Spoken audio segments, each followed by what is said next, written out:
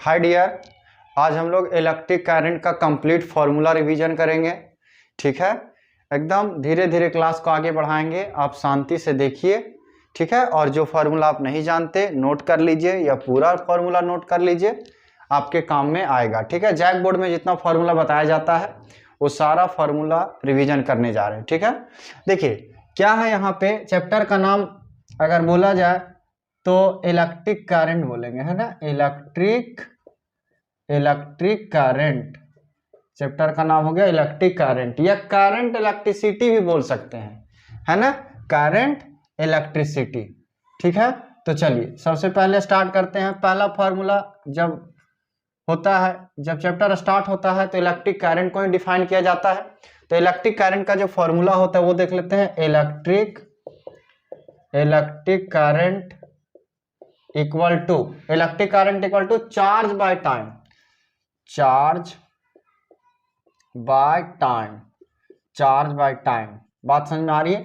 इसको क्या लिख सकते हैं, I equal to Q by T. ठीक है, और उसके बाद अगर इस फॉर्मूला को हम Q की जगह N पुट कर देंगे तो फॉर्मूला क्या हो जाएगा, I equal to NE by T, क्योंकि हम लोग ने Q इक्वल टू NE के यहाँ कहाँ पे पढ़े थे, क्वांटाइजेशन ऑफ चार्ज में, इलेक्ट्रोस्टैटिक्स में। तो I equal to Q by T भी फॉर्मूला हो गया और I equal to NE by T हो गया। ठीक है, उसके बाद होता है एवरेज करंट। क्या होता है, average current equal to total change in charge, total charge flow, है ना, टोटल चार्ज, ऐसा लिख सकते हैं हम लोग, टोटल चार्ज ऐसा लिख सकते हैं, total charge by total time. देखिए कुछ बात है जो समझना रहता है, total charge by total time. ये कौन सा टोटल चार्ज है ना, मान लिया जाए एक 10 सेकेंड को इंटरवल ले लेते हैं, तो 10 सेकेंड में जितना चार्ज फ्लो कर गया वो ऊपर लिखेंगे और 10 सेकेंड जो टाइम लगा उसको नीचे लिखेंगे, तो उस समय का जो करंट आता है वही क्या कहलाता है, एवरेज करंट। बात समझ में आ रही है?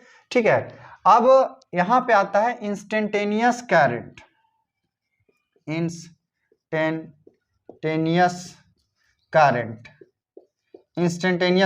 इंस्टेंटेनियस करंट का फॉर्मूला हो जाएगा सीधे dq बाय dt। बात क्लियर है? ठीक है, ये चार फॉर्मूला हो गया आपका। पता है जब आप क्वेश्चन कीजिएगा, ठीक है, तो इसमें से एक फॉर्मूला खाली याद रखिएगा ना, I equal to Q by T, तो आपका बात बन जाएगा। ठीक है, अरे की ओवरऑल dq बाय dt। ठीक है, लेकिन क्या है कि जब बता रहे हैं तो सारा क्लियर कर रहे हैं। ठीक है, कितना सारा लड़का है कि एक फॉर्मूला याद रखता है, सारा क्वेश्चन उससे बनता है। ठीक है, सब चीज सेम है, अगर आप ध्यान से देखिएगा ना सब एक ही चीज है। चार्ज बाय टाइम यहाँ भी है, चार्ज बाय टाइम यहाँ भी है, ये चार्ज दिख रहा है, जो अच्छा समझदार लड़का है उसको ये चार्ज ही दिख रहा है, तो चार्ज बाय टाइम ये भी हो गया, ये भी हो गया चार्ज बाय टाइम, और ये भी क्या हो गया, चार्ज बाय टाइम। बात समझ में आ रही है? तो ये हो गया इलेक्ट्रिक करंट का फॉर्मूला। अब इलेक्ट्रिक करंट जैसे कंप्लीट होता है उसके बाद फॉर्मूला होता है ड्रिफ्ट वेलोसिटी का। ठीक है, इसके बाद हम लोग पढ़ते हैं ड्रिफ्ट वेलोसिटी। दूसरा टॉपिक आ जाता है जिसका नाम है ड्रिफ्ट वेलोसिटी। देखिएगा समझिएगा, ड्रिफ्ट वेलोसिटी को v बेस d से रिप्रेजेंट करते हैं, और ड्रिफ्ट वेलोसिटी इक्वल टू जो फॉर्मूला होता है वो होता है e by m into tau. ध्यान से देखिएगा, e by m into tau. अब यहाँ पर E क्या है, इलेक्ट्रॉन, चार्ज ऑन इलेक्ट्रॉन, और ये कैपिटल E क्या है, इलेक्ट्रिक फील्ड, M क्या है, मास ऑफ इलेक्ट्रॉन, और टाउ क्या है, रिलैक्सेशन टाइम। बात समझ में आ रही है? ये स्पीड हो गया, मैग्नीट्यूड बोलेंगे, ड्रिफ्ट वेलोसिटी का मैग्नीट्यूड है। अगर वेक्टर फॉर्म में इसी फॉर्मूला को लिखेंगे तो लिखेंगे v के ऊपर वेक्टर, है ना, इधर लिख देते हैं, शायद नहीं दिख रहा होगा, इधर लिख देते हैं, तो हो जाएगा v के ऊपर वेक्टर, उसके बाद माइनस ई इलेक्ट्रिक फील्ड के ऊपर vector by M E into tau. ये हो गया, इस पे नहीं जाएगा वेक्टर, ये हो गया आपका किस फॉर्मेट में, वेक्टर फॉर्म में। स्केलर फॉर्म में ड्रिफ्ट वेलोसिटी का फॉर्मूला ये हुआ, और वेक्टर फॉर्म में ड्रिफ्ट वेलोसिटी का फॉर्मूला ये हुआ। इसके बाद पढ़ाया जाता है relation between electric current and drift velocity. पढ़ाया जाता है relation between drift velocity and electric current. That means एक फॉर्मूला निकाला जाता है जिसमें ड्रिफ्ट वेलोसिटी और इलेक्ट्रिक करंट होता है, और ये होता है I =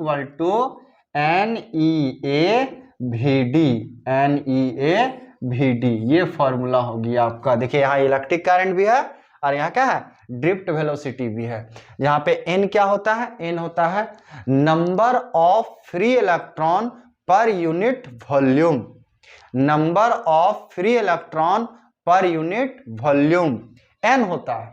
E हो गया इलेक्ट्रॉन पे चार्ज, A हो गया क्रॉस सेक्शन एरिया, कंडक्टर का ये जो क्रॉस सेक्शन एरिया है सो, और VD तो आप समझ रहे हैं ड्रिफ्ट वेलोसिटी, और I हो गया इलेक्ट्रिक करंट।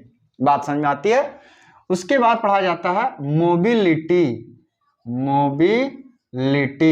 मोबिलिटी को इलेक्ट्रॉन मोबिलिटी भी कहते हैं, और इसको रिप्रेजेंट करते हैं इस तरह से। बात समझ में आ रही है। तो मोबिलिटी का देखते हैं फॉर्मूला क्या होता है, क्लियर है। तो मोबिलिटी इक्वल टू होता है drift velocity by electric field. ध्यान से देखिए, mobility equal to drift velocity by electric field. अब यहाँ पे मोबिलिटी का और भी फॉर्मूला लिखा जाता है, इधर हम मिटा रहे हैं, ठीक है, देख लीजिए इधर मिटा रहे हैं। मोबिलिटी का और भी फॉर्मूला लिखा जाता है। कैसे लिखा जाता है सो देख लीजिए। ड्रिफ्ट वेलोसिटी के फॉर्म में लिखा जाता है। जैसे देखिएगा मोबिलिटी का ये फॉर्मूला हो गया नो डाउट, तो यहाँ क्या कर देता है लोग, mobility equal to drift velocity का ये फॉर्मूला था E/me × टाउ, तो यहाँ लिख देता है लोग E/m × टाउ, और डिवाइड में क्या है E है। देखिए VD की जगह ये लिख दिए और E है, तो यहाँ से देखिए E से E कट गया, तो बचा क्या फॉर्मूला E/m।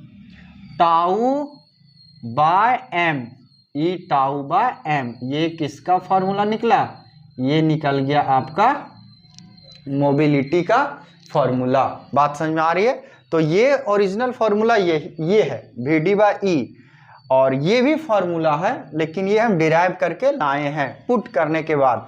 अब देखिए और भी मोबिलिटी का फॉर्मूला हो जाएगा, कैसे है ना, एक तो ये हो गया, एक तो ये हो गया, एक और कैसे आएगा जब हम लोग VD की जगह पे ये वाला फॉर्मेट लिखेंगे पूरा। बात समझ में आ रही है। तो भी मोबिलिटी का फॉर्मूला हो जाता है, ठीक है। अब देखिए, अब आगे बढ़ते हैं। मोबिलिटी का फॉर्मूला को छोड़ने के बाद हम लोग आते हैं करंट डेंसिटी पढ़ते हैं हम लोग। इसके बाद करंट डेंसिटी।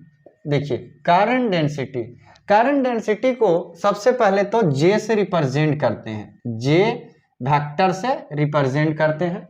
करंट डेंसिटी का जो फॉर्मूला होता है,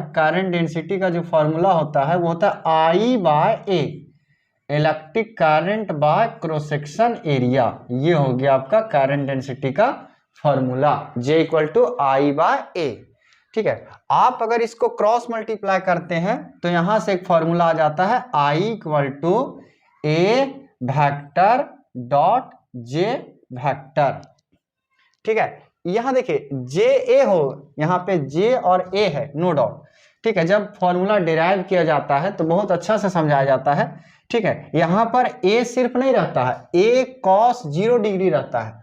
यहाँ पे क्या रहता है, A cos 0 डिग्री, ठीक है। ऐसा तो cos 0 का वैल्यू कितना होता है, 1 होता है, इसीलिए डायरेक्ट लिखा जाता है J = I/A।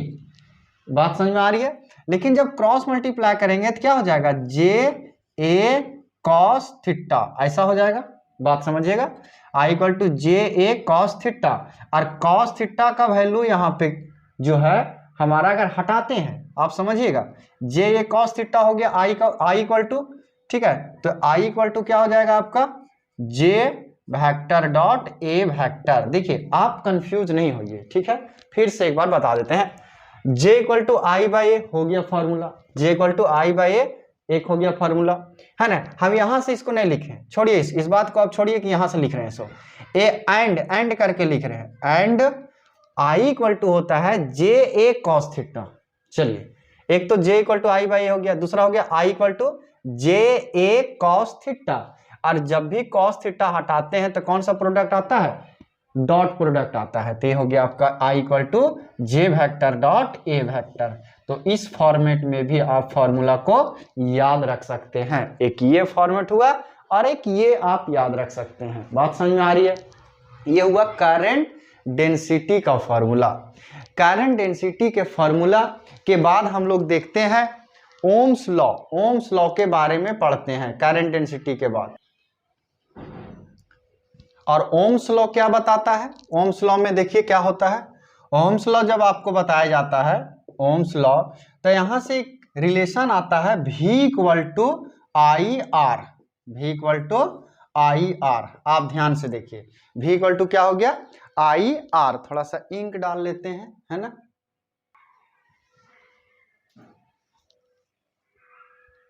चलिए ओम्स लॉ का फॉर्मूला क्या आ गया, V equal to I R. आप लोग 10th में ये फॉर्मूला पढ़े होंगे ओम्स लॉ में, V equal to I R. Clear है। उसके बाद देखिए यहाँ पे जो R है ना, R का फॉर्मूला देखते हैं। तो यहाँ लिखेंगे R को रेसिस्टेंस बोलते हैं। क्या बोलते हैं, रेसिस्टेंस।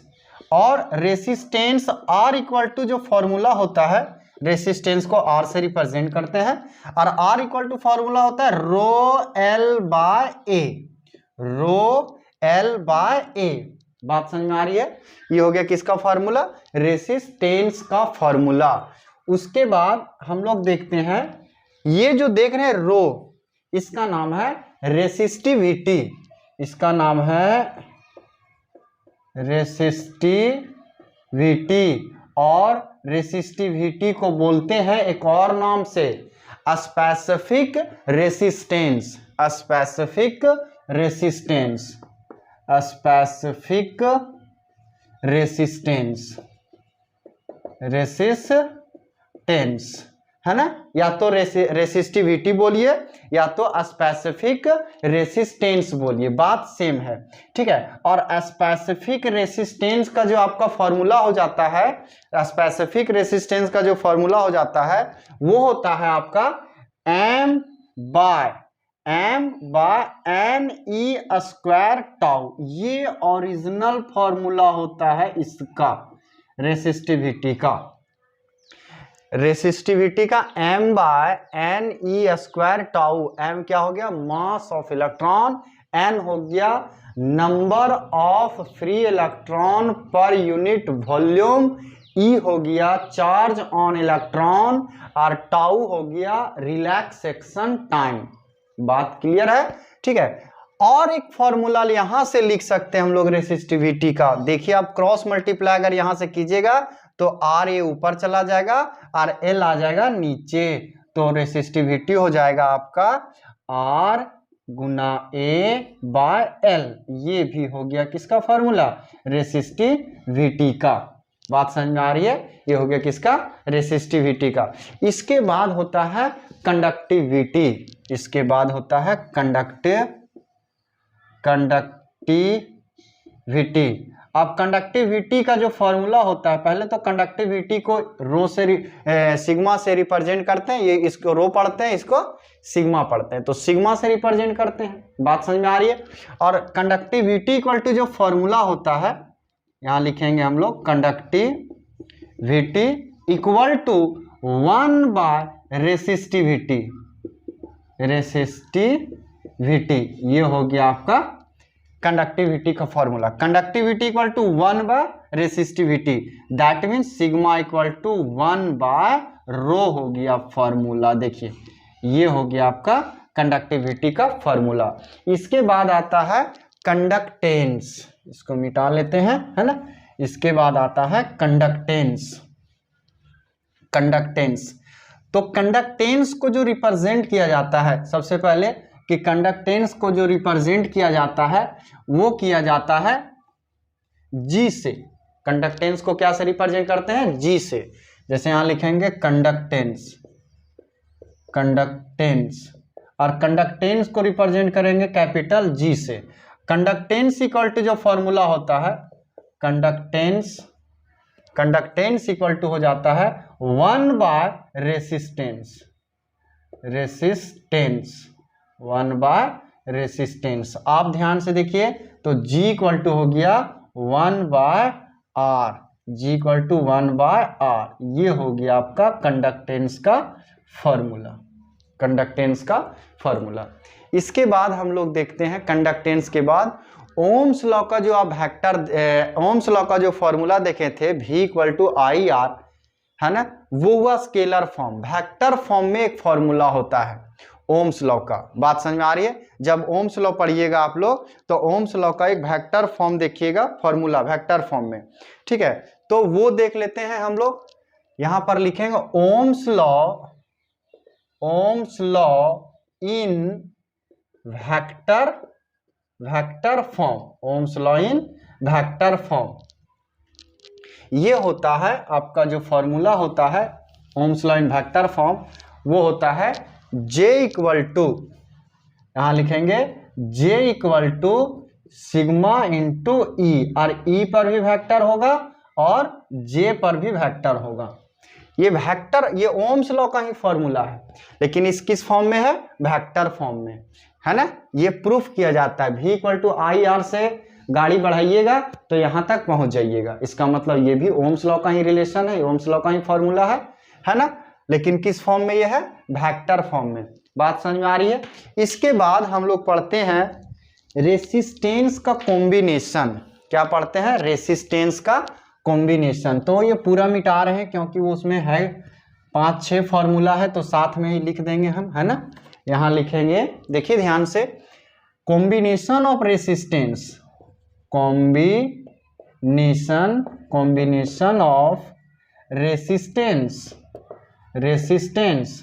अब देखिए कॉम्बिनेशन ऑफ रेसिस्टेंस बोलिए या तो ग्रुपिंग ऑफ रेसिस्टेंस बोलिए, बोथ आर सेम, ठीक है। तो कॉम्बिनेशन ऑफ रेसिस्टेंस में पहला तो आ जाता है parallel combination, parallel combination, parallel combination.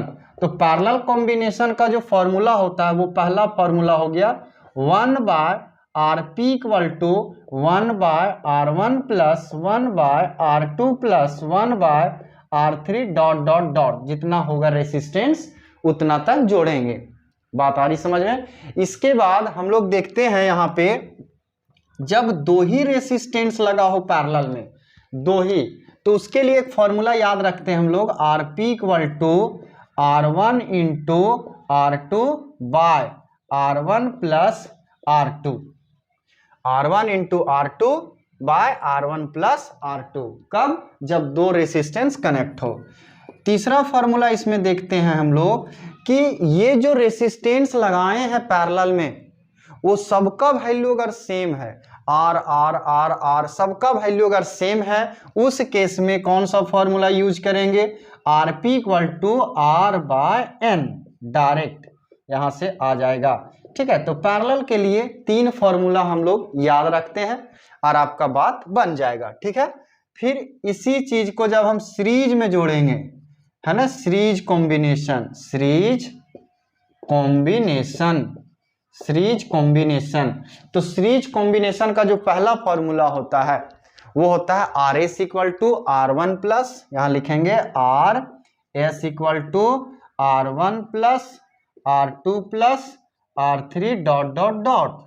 ये हो गया पहला फॉर्मूला, है ना। 10 रहेगा तो 10 तक जाएंगे, 20 रहेगा तो 20 तक जाएंगे, ठीक है। और दूसरा फॉर्मूला देखते हैं इसमें, जब R1 R2 R3 R4 सब इक्वल हो, सब इक्वल हो, तो फॉर्मूला हो जाता है यहाँ पे R equal to R S equal to N गुना आर, सीधे एन गुना आर।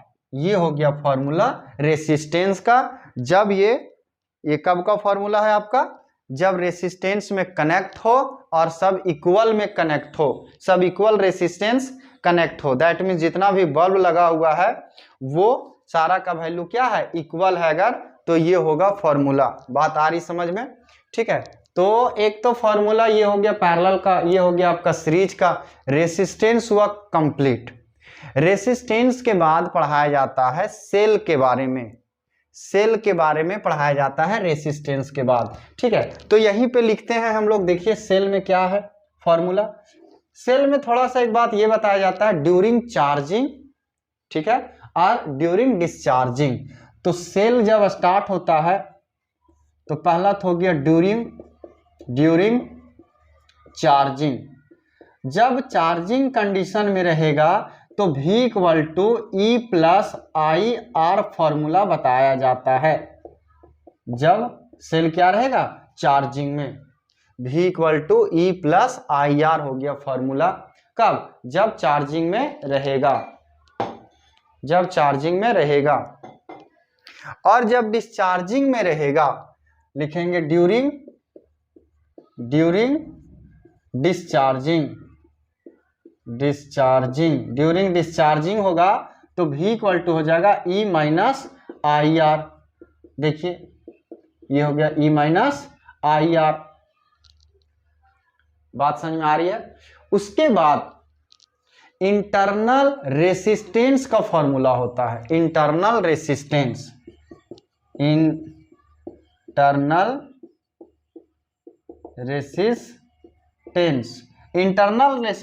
R = होता है E/V - 1 × कैपिटल R। देख लीजिए ये हो गया आपका इंटरनल रेसिस्टेंस का फॉर्मूला E/V - R। ये किसका फॉर्मूला हो गया? इंटरनल रेसिस्टेंस का, ठीक है। अब इसके बाद देखिए जब ये हो गया चार्जिंग, ड्यूरिंग चार्जिंग के समय का फॉर्मूला, ये हो गया ड्यूरिंग डिस्चार्जिंग का, ये हो गया इंटरनल रेसिस्टेंस का, है ना। उसके बाद सेल से जब बैटरी बनाया जाता है तो सेल को एक बार सीरीज में जोड़ा जाता है और बैटरी बनाया जाता है, और सेल को एक बार पैरेलल में जोड़ा जाता है और बैटरी बनाया जाता है। तो उस समय जो फॉर्मूला आता है वो देखते हैं कि जब सेल से हम लोग बैटरी बनाते हैं, है ना, सेल से क्या बनाते हैं बैटरी जब बनाते हैं तब क्या होता है फॉर्मूला। तो यहाँ लिखेंगे हम लोग cell in series grouping, cell in series combination या सीरीज ग्रुपिंग। मतलब ये है कि सेल को किस में जोड़ा गया, जब सीरीज में जोड़ा गया तब क्या होगा फॉर्मूला। बैटरी बनाते हैं जब हम लोग, तो सेल को जब सीरीज में जोड़ के बैटरी बनाते हैं तो उस समय इलेक्ट्रिक करंट का एक फॉर्मूला आता है। वो क्या होता है? तो ये होता है I = NE/NR + R। ये हो गया फॉर्मूला। कब? जब सेल को किस में जोड़ा गया, सीरीज में जोड़ा गया। बात समझिए, सेल को किस में जोड़ा गया, जब सीरीज में जोड़ा गया तो ये हुआ फॉर्मूला I = NE/NR + R। अब देखिएगा इसी में दो केस लिया जाता है, इस समय दो केस लिया जाता है। केस 1 ये लिया जाता है कि अगर NR का वैल्यू बहुत ज्यादा बड़ा हो जाएगा R से, NR का वैल्यू R से बहुत ज्यादा बड़ा हो जाएगा तो I = क्या होगा फॉर्मूला, तो बताइए। यहाँ पे हो जाता था NE/NR, N से N कट जाएगा तो E/ क्या हो जाएगा R। केस 1 में ये लिया जाता है। और केस 2 में लिया जाता है, केस 2 में है कि R अगर बड़ा हो जाता है, कैपिटल R अगर वेरी ग्रेटर देन NR हो जाएगा तो यहाँ पर जो I का फॉर्मूला हो जाएगा वो हो जाएगा NE/कैपिटल R। ये हो जाएगा फॉर्मूला।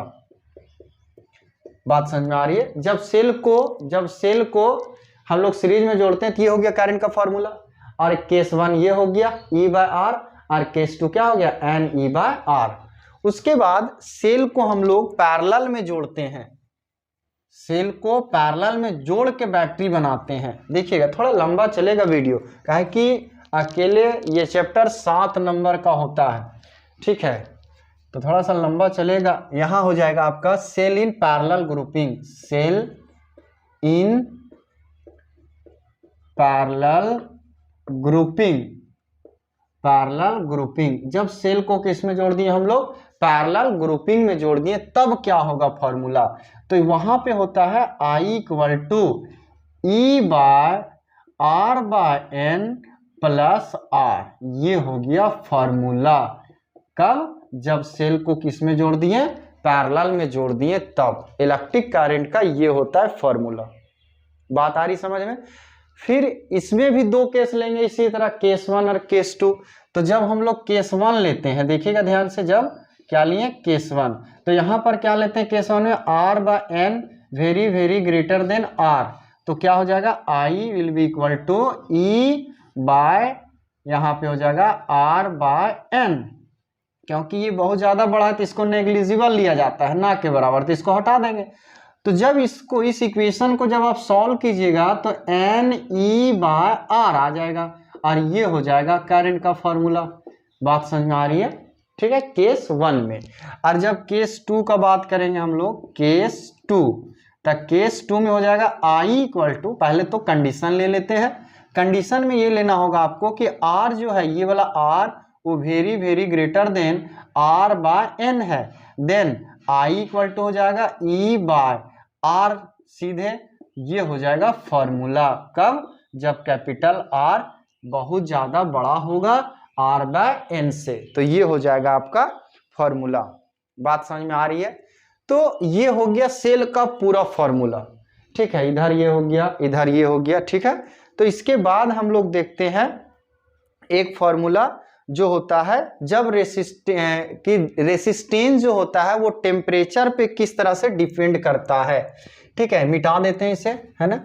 रेसिस्टेंस जो होता है वो टेम्परेचर पे किस तरह से डिपेंड करता है, that means resistance depend upon temperature. एक फॉर्मूला है बस, और कुछ नहीं। ठीक है, यहां पर क्या लिखाएगा? Resistance depend upon temperature.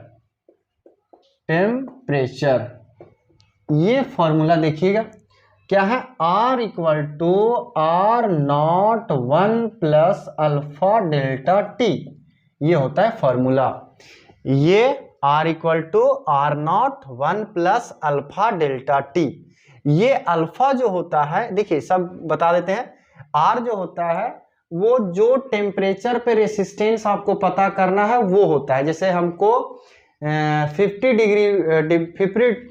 Degree Celsius पे पता करना है रेसिस्टेंस, तो ये हो गया वो रेसिस्टेंस। ये होता है 0 डिग्री सेल्सियस का रेसिस्टेंस, और अल्फा हो गया टेम्परेचर कोफिशिएंट, और डेल्टा टी जो होता है वो चेंज इन टेम्परेचर की कहां से कहां तक आप वैरी करा रहे हैं टेम्परेचर को। सो बात समझ में आ रही है? इसके बाद हम लोग जब आगे बढ़ जाते हैं तो आगे आता है एक टॉपिक जिसका नाम है Kirchhoff's law.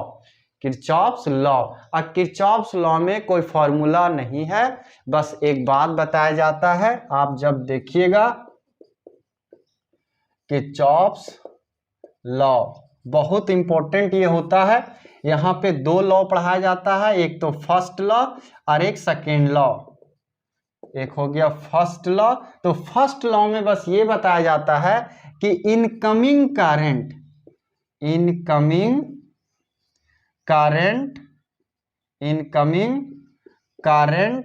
Equal to outgoing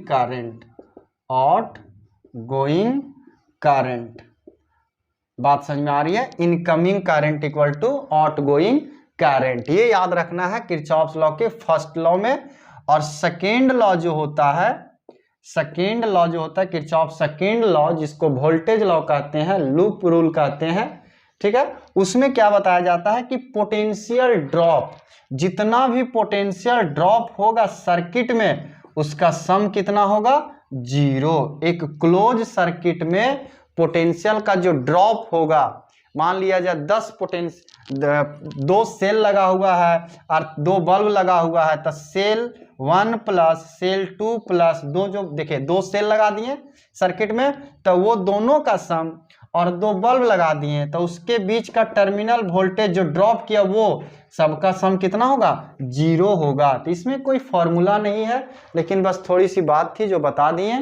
ठीक है, किरचॉफ्स 2 लॉ दिए, एक फर्स्ट लॉ एक सेकेंड लॉ। फर्स्ट लॉ का जंक्शन रूल भी कहते हैं, है ना, पॉइंट रूल भी कहते हैं। और इसमें ये सिखाया जाता है कि incoming current equal to outgoing current. Second law में ये बताया जाता है कि पोटेंशियल का जो ड्रॉप होगा टोटल एक क्लोज सर्किट के लिए उसका जो सम होगा वो 0 होगा। इस पे क्वेश्चन किया जाता है, क्वेश्चन कीजिएगा तभी ये याद रहेगा, है ना। इसके बाद बताया जाता है व्हीटस्टोन ब्रिज। ठीक है, व्हीटस्टोन ब्रिज। देखिए व्हीटस्टोन ब्रिज में क्या है थोड़ा सा समझिएगा।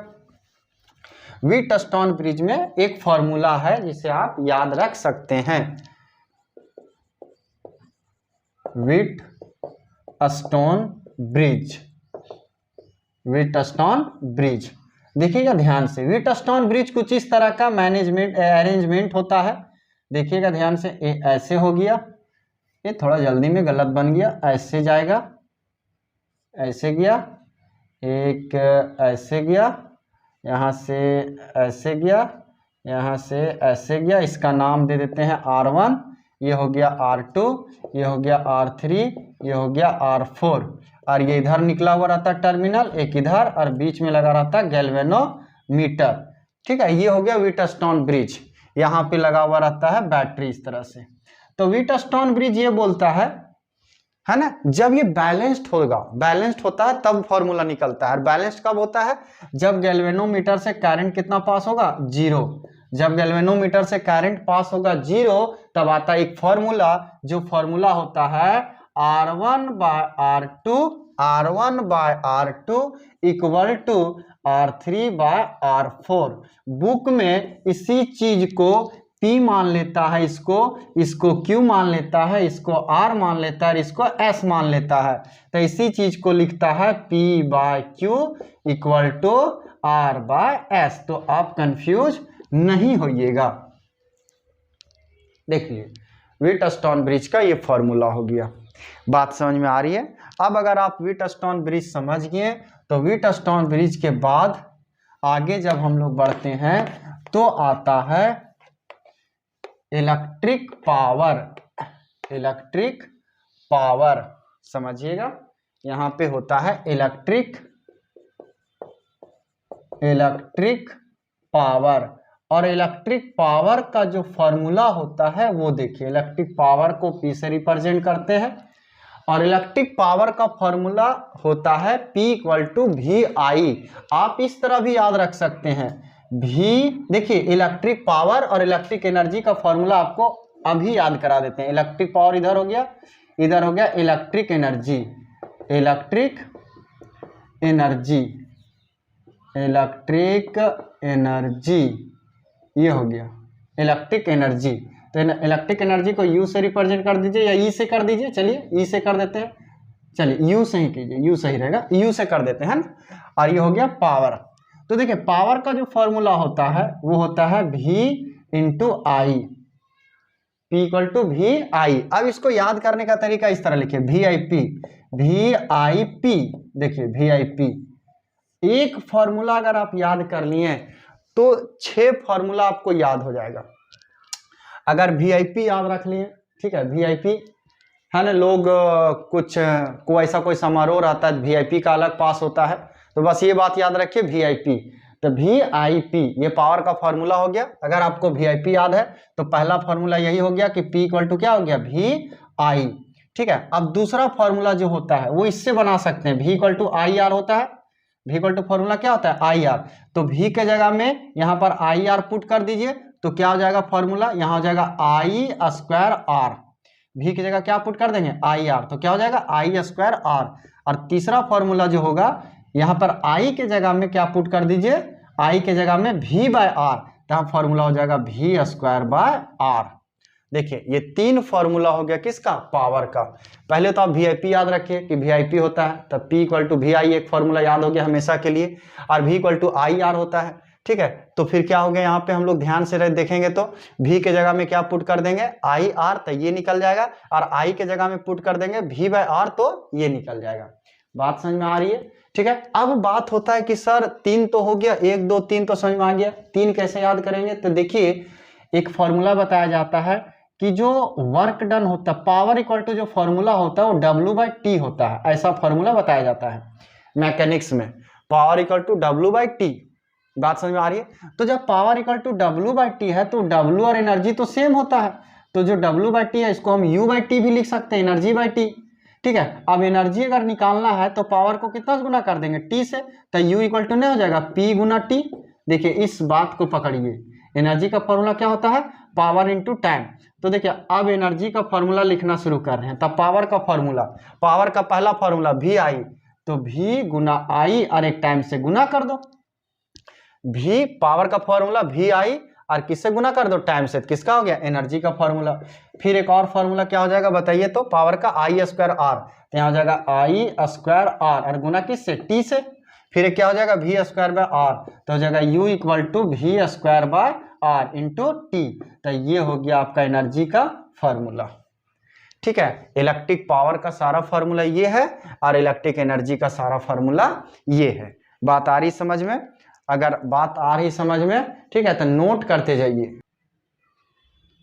इसके बाद 2 फॉर्मूला और रह जाता है, एक हो गया देखिए मीटर ब्रिज, है ना, यहाँ लिखा हुआ है मीटर ब्रिज। तो मीटर ब्रिज में क्या होता है? एक अननोन रेसिस्टेंस को ज्ञात करना रहता है, तो वो S होता है, S इक्वल टू फॉर्मूला निकल आता है R, है ना, ब्रैकेट में 100 - L/L, ये हो गया मीटर ब्रिज का फॉर्मूला, जो हम अननोन रेसिस्टेंस को ज्ञात करते हैं। ठीक है, मीटर ब्रिज एक ऐसा डिवाइस है जो अननोन रेसिस्टेंस का वैल्यू ज्ञात करके बताता है। ठीक है, नेक्स्ट है आपका पोटेंशियोमीटर। पोटेंशियोमीटर जो होता है वो एक ऐसा डिवाइस होता है जो 2 सेल के EMF को कंपेयर कर देता है और इंटरनल रेसिस्टेंस को ज्ञात करता है। 2 सेल के EMF को कंपेयर करने वाला और इंटरनल रेसिस्टेंस ज्ञात करने वाला को पोटेंशियोमीटर कहते हैं। ठीक है, तो इसका 2 एप्लीकेशन होता है, to compare EMF of 2 cells, तो इसका फॉर्मूला होता है E2/E1 इक्वल टू L2/L1। ठीक है, और जब to find internal resistance of the cell, तो internal resistance R equal to होता है L1/L2 - 1 अब ब्रैकेट में R। ठीक है, ये हो गया आपका कंप्लीट इलेक्ट्रिसिटी का फॉर्मूला, कहीं पर भी कोई फॉर्मूला नहीं छूटा है। ठीक है, आप अगर इतना फॉर्मूला याद रखते हैं या इतना फॉर्मूला रिवीजन करते हैं बार बार, तो समझिए कि पूरा चैप्टर का बात आपको क्लियर है। ठीक है, इतना बात आपको क्लियर है ना, कि इस चैप्टर में कितना टॉपिक पढ़ना है। बात समझ में आ रही है? और अगर सभी फॉर्मूला पे 1-1, 2-2 क्वेश्चन कर लिए, ठीक है, और जब आंसर लिख रहे हो तो ऐसा यूनिट भी लिखते जाइए। ठीक है, तो समझिए कि वो चैप्टर आपको बहुत अच्छा से तैयार हो रहा है। ठीक है, ऐसा नहीं है आप सबको लगता है, आपको नहीं, सबको यही लगता है कि आज ही सब कर लेंगे, ऐसा नहीं है। ये जैसे दुआ काम आता है ना, वैसा ही पढ़ाई काम आता है। बहुत धीरे धीरे समझ में आएगा कि असर कर रहा है। ठीक है, हम लोग को लगता है कि बस आज पढ़ें और कल रिजल्ट मिल जाए, ऐसा नहीं होता है। हम तो बोलेंगे दुआ से भी स्लो काम करता है, दुआ तो चलो 4-5 साल में समझ में आ ही जाता है, लेकिन ये पढ़ाई जो है वो एक उम्र लगता है, उसके बाद इसका रिजल्ट हमारे सामने आता है। ठीक है, बहुत धीरे धीरे। अभी जैसे हम बोल रहे हैं कि सारा फार्मूला को बार बार रिपीट कीजिए, उस पर 1-1, 2-2 क्वेश्चन कीजिए। कोई लड़का है कि एक दिन करेगा और अगला दिन सोचेगा इसका हम जो इनपुट दिए उसका आउटपुट क्या होने वाला है, तो ऐसा नहीं है कि एक दिन में तुरंत हो जाएगा। आप करके देखिए, है ना, पूरा चैप्टर का सारा फार्मूला एकदम प्रैक्टिस कीजिए, हर एक फार्मूला पे छोटा छोटा क्वेश्चन, है ना, जो आपसे बन रहा हो छोटा छोटा क्वेश्चन करके रखिए। रिजल्ट के लिए नहीं, नॉलेज के लिए, कि हाँ इतना टॉपिक करंट इलेक्ट्रिसिटी में था, इतना टॉपिक को टच करना था।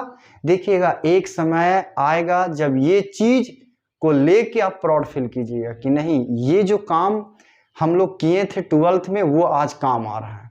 बात समझ में आ रही? बस ये लाइन मेरा याद रखिएगा कि पढ़ाई का असर दुआ से भी स्लो होता है। दुआ का असर दिख जाता है जल्दी, लेकिन पढ़ाई का असर टाइम लेता है, बहुत टाइम। और जब इसका असर दिखेगा ना, तो आप विश्वास नहीं कीजिएगा कि आखिर क्या मिल गया हम लोग को। बात समझ में आ रही है? चलिए, अगर लेक्चर आपको समझ में आया है, ठीक है, तो आप चैनल में बने रहिए, है ना, और जो भी बातें बोलते हैं उस पर चलने की कोशिश कीजिए, कोशिश तो कीजिए। कुछ लोग को देखते हैं कोशिश ही नहीं करता है, ठीक है। बदलाव एक लाइन होता है कि बदलना चाहते हैं, सबसे पहले कि बदलना चाहते हैं, तो आप पहले वो चाहिए कि हमको बदलना है, तब आप बदलिएगा। बात समझ में आ रही है? ठीक है, क्योंकि सिर्फ बोलने से कि हमको बदलना है ऐसा नहीं, रियल में आप जिस दिन चाह लीजिएगा ना, एक चीज हम नोटिस किए हैं इस उम्र में कि जिस दिन आप रियल में ये पॉइंट चाह लीजिएगा कि रियल में हमको बदलना है, 24 घंटा दिमाग में आना चाहिए कि नहीं हमको बदलना है, हम चाहते हैं कि बदल जाए, हम चाहते हैं बदल, किसी से कहने की जरूरत नहीं, खुद से कहिए कि नहीं हम बदलना चाहते हैं, लेकिन रियल में बदलना चाहते हैं, एक्टिंग नहीं करना चाहते हैं, बस वो चाहिए आप सिर्फ। एक दिन वो आएगा, एक पल वो आएगा जब आप खुद से अंदर से आवाज आएगा कि अब तुम बदलने वाला और बदल जाओ। बात समझ में आ रही? एकाएक ये सब चीज नहीं होता है। चलिए ठीक है, आप चैनल में बने रहिए, आपके मदद के लिए जो कुछ हो सकेगा मेरे से, है ना, आपको प्रोवाइड करते रहेंगे। Thank you.